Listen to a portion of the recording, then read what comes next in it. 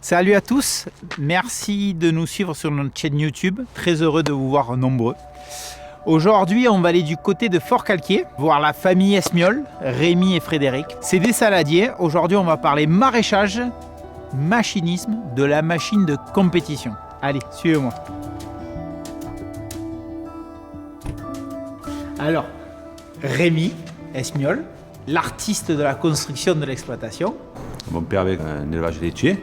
Moi, je me suis installé en 91. Mais bon, Frédéric ne lui plaisait pas du tout l'élevage laitier. Donc, il est plus parti sur la partie maraîchage. Et en 97, on a pris la décision d'arrêter l'élevage parce que c'était trop compliqué. C'est vraiment lancé de la salade en 97. Voilà. J'ai fait la chaîne de conditionnement de salade. Je suis parti de la ferraille, tout fabriqué. Les tapis roulants, les moteurs hydrauliques, tout de A à Z.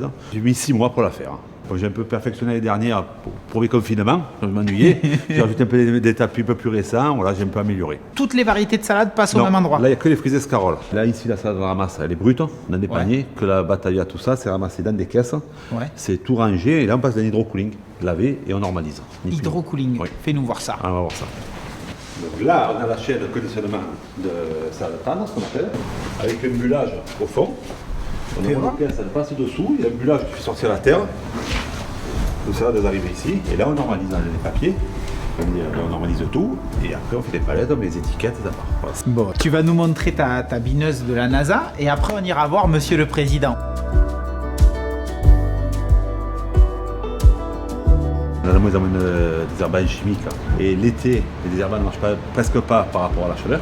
Donc, j'ai décidé d'acheter cette bineuse. Ils ont mis 20 ans pour la sortir, pour qu'elle marche. Tiens, une sarclette qui est devant, là, qui fait le tour de la salade. Voilà. Il n'y a pas une histoire que si la salade elle n'est pas de la bonne couleur. Ah voilà, ça par contre, après il y a un système de caméra. Tu bines les feuilles de chêne blonde, tu rentres vert. Tu bines les feuilles de chêne rouge, tu rentres rouge. Tu fais le contraire, ça te bine, mais tout. C'est réglé. Voilà. L'investissement, c'est un Il veut pas que tu parles d'argent. Merci. Voilà, le coût d'investissement, ça coûte 120 000 €. Voilà. C'est cher, mais c'est hyper costaud. Parce que ça fait combien d'années que tu l'as à peu près? Ça fait la 4e année que ça en sert. Ah ouais, putain, voilà. On dirait pas. Hein. Ah ouais.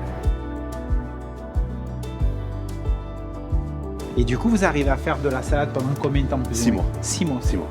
Okay. On fait 15 avril, 15 octobre. Ah ouais. À 2 jours près, c'est ça quoi.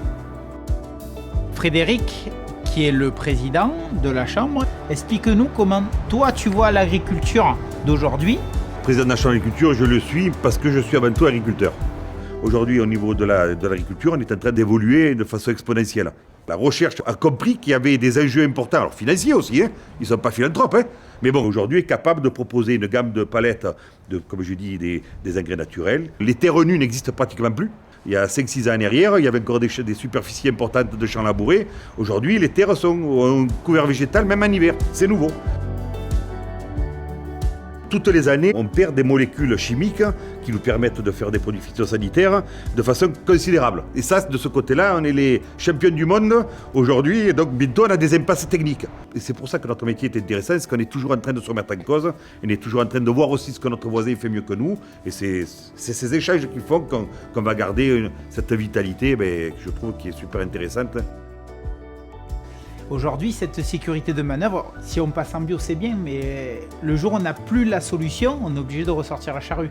Et puis le jour, on ne pourra pas tous être bio. Non. Parce qu'il y a des fois où on va crever de faim. Et n'oubliez pas, et je suis tranquille pour en parler, quand les gros seront maigres, les maigres seront morts. Donc je veux dire, non mais je veux dire, voilà, il faut être honnête. Je veux dire, si on est tous bio, à un moment ou l'autre, effectivement, on va manquer de produits. Et on va aller chercher des produits en dehors de nos frontières nationales. Le consommateur a besoin de transparence, il a besoin d'être sécurisé. Parce que le consommateur, aujourd'hui, pour lui, il y a les bio. Effectivement, parce qu'on comprend très bien l'agriculture biologique. Si je dis demain haute valeur environnementale, c'est pas encore très compréhensible. Donc on a tout ce travail à faire, d'expliquer aussi qu'est-ce qu'on met derrière cette HVE. Quand on parle d'HVE, c'est avoir des mesures plus vertueuses au niveau de l'irrigation, au niveau de la fertilisation, de tout ce qui est traitement phytosanitaire et de la biodiversité.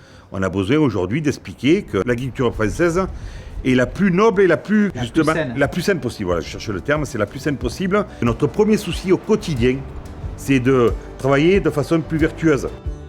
Moi, je suis très fier d'avoir autour de chez nous des exploitations bio. Mais il faut qu'ils soient aussi très fiers d'avoir à côté d'eux des exploitations comme la nôtre. Parce qu'aujourd'hui, l'agriculture française, elle a besoin de cette diversité. Voilà, il faut que le consommateur se rende compte et que surtout, on arrête de nous opposer les uns aux autres. Merci beaucoup à vous pour votre visite sur l'exploitation. J'espère que vous aussi avez appris beaucoup de choses aujourd'hui. Et surtout, n'oubliez pas que l'agriculture française est la plus saine du monde. Au revoir et merci Antoine. Avec plaisir.